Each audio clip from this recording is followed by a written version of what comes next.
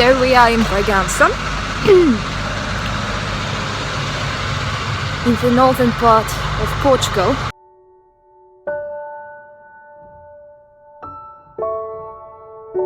Here actually the influence of Moors is minimal, either in architecture or in naming places.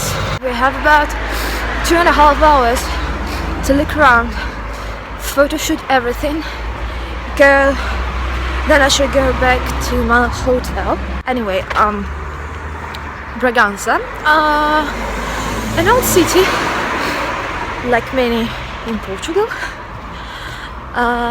Lack of Moorish influence. It was more, of a disputed territory between Spain and Portugal, because it was like coming that way, this way, that way, this way. Yeah, at a certain period of time it was a part of Asturias princedom, kingdom, then it belonged to Leon, and then back to Portugal. Yes, but that was at the time of Reconquista. We're going to see the castle. The castle is first mentioned in the Portuguese chronicles of the 12th century. It is well preserved, from what I've gathered, and looking nicely to make some photos. The whole city is very quaint. I don't know if you can see it. Yes, right there is the castle. Not much to say actually. It is the north, as you have already seen. What is actually north famous for? The wine. But we'll get more of that as we move on to Viana do Castelo. While we are going to the castle, I thought I might tell you a local legend, which is called the story of a princess and an old knight. As many of these stories tell, the princess was beautiful and the knight was poor, and they were both so madly in love that he decided that to prove his intentions and his worthiness to his future bride, he would go to war, to loot some stuff, earn some money. And she promised to be waiting for him as long as he was gone. And so she waited and waited in this castle tower we're going to. And she rejected all of her suitors, but unfortunately she was not getting any younger. Surprise. And her father, he was starting to feel really pissed off with her, so he decided that he had enough, and he should better marry her off to his friend. And as in the story, he was a fat, ugly, very old friend. Of course the young princess couldn't stand it, and she was so torn in her feelings that she decided to tell her father, actually, that she can't marry this old ugly fat man because she has already promised her heart, soul and her head and other organs of her body to the knight. If father hadn't been already pissed off, he would have been right at that moment. But as a matter of fact, he was absolutely infuriated, but he needed her to be married, So he decided to come to his daughter under the guise of her dead lover and to persuade her to marry another man. And so he came, and he was very persuasive, the tale mentions, but just as she was about to give in, something happened. The night was ending, and the first light came through the windows of the tower, and she saw that she was nearly tricked by her own father into marrying a despicable, by her own standards, man. End of story. Sweet. I thought you might like it. And when getting closer to the castle, if you haven't already noticed, there is practically no isolation tiles here. There are certain, but not many of them, which means that the influence, the Arabic influence, wasn't as widespread here as there. Yeah, the typical church, some of the isolation left, but not that much. And yes, we are getting closer and closer to the castle. You can even say hello to it. By the way, if you like the castles as much as I do. Due to the lack of wars, I mean, big disastrous on 10 level out of 10.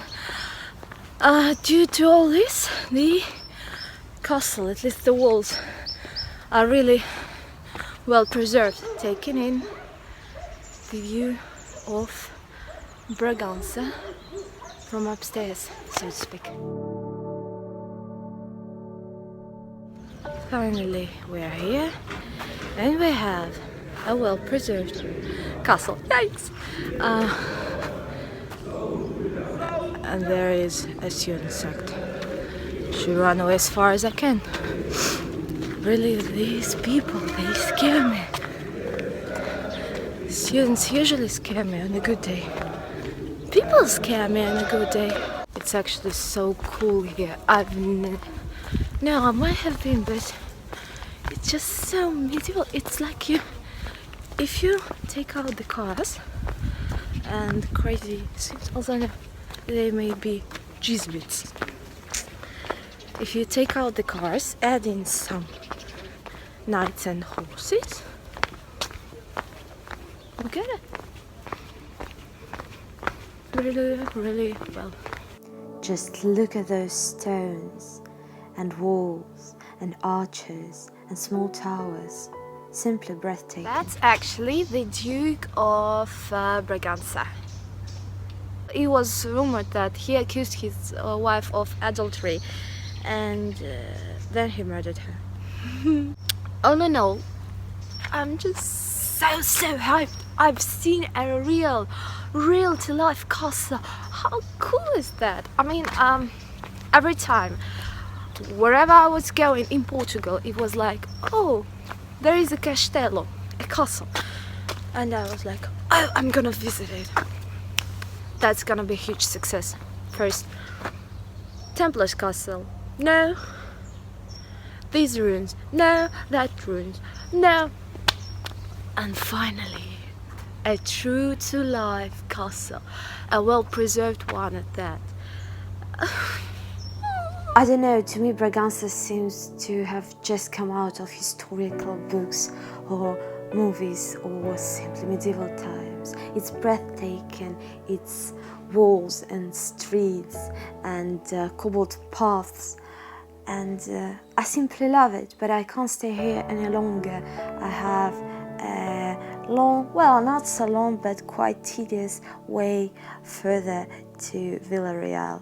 See you there in a few secs. It is a bit warmer here, like in Bragança, but still not so much.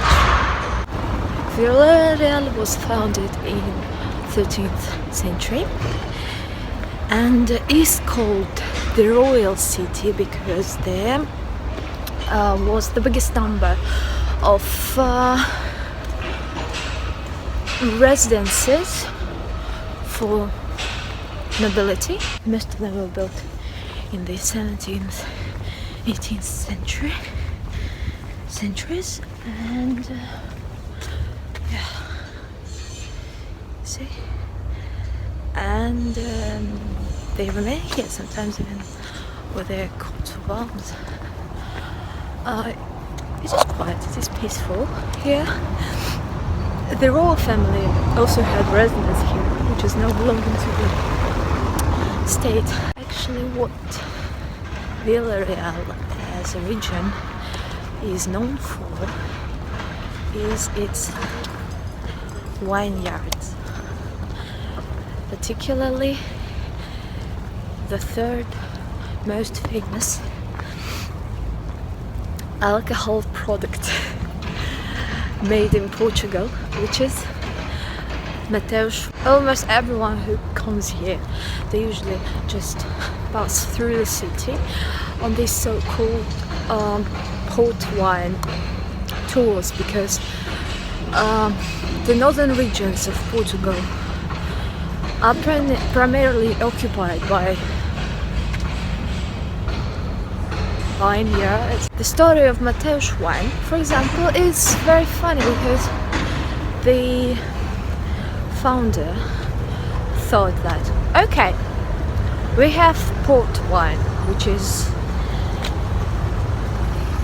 cool but too sweet, and English created it, so no. We have Madeira, but it is made, produced only in Madeira. Another problem. So they needed to have something tasty yet light and which could go with any kind of food and easy to produce. Well, easy as in compared to gold. And so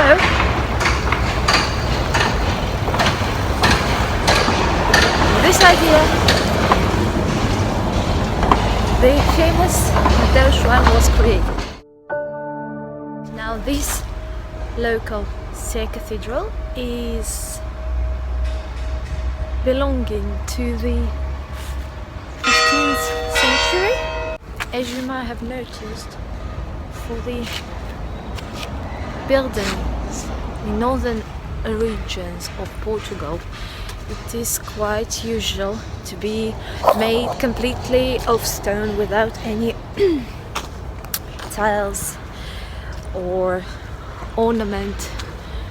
The exterior is, might say, it is quite bland actually. It has its reasons. Primarily the fact that the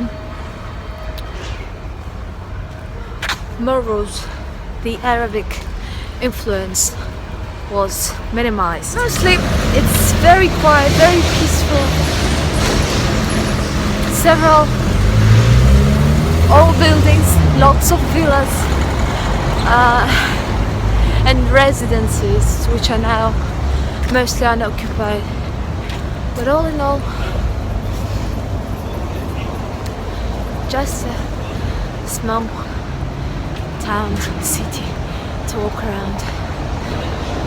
Nothing spectacular or outstanding, although I like it. To me, it seems like nothing has changed that much since the times nobility lived there, and I can understand them. The city is truly beautiful to settle down sometime soon.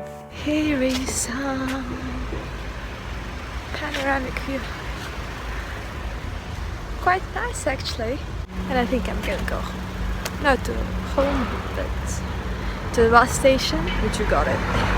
So that's it basically for today. It wasn't much, it wasn't low, but it was beautiful, nice and invigorating, and I really loved the architecture and the completely different vibe those two cities give out. But I'll move on further. See you next day, the last day in Portugal. Stay tuned and love you guys. See you around.